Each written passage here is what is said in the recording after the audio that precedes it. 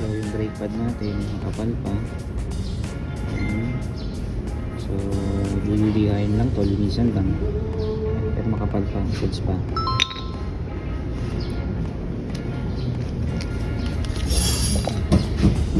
Signitis, okay pa.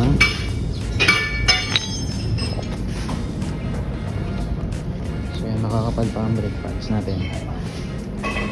So rotor disc, re-replacing lang natin kasi may mga tanan para hindi na sa pag nagtreno walang parang buhangin. So ito yung finished product nya, ha?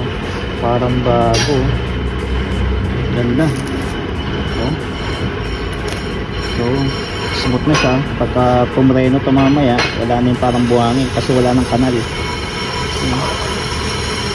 Okay.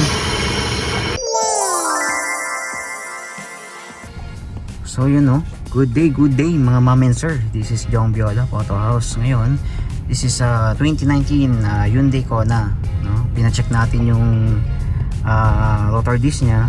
So yun, no, naayos naman na. Then yung brake pads okay na rin. So smooth na yung takbo, wala ka na maririnig dun sa preno pagka pumreno ka na para may buhangin.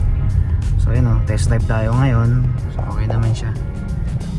Alright, so see you later mamaya sa showroom. Po kami ngayon, 7 p.m. na pero mag-release po kami ng Hyundai Kona. Ayan. Yung client po namin nasa loob, nag-aantay. Sumatid po. Hindi na handsome.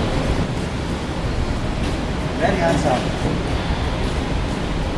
Kaya naman palang pogi ng pagkamapark eh. Pogi rin yung nag-drive eh. Hindi mo dali na Kona rin. Kona Hawaii.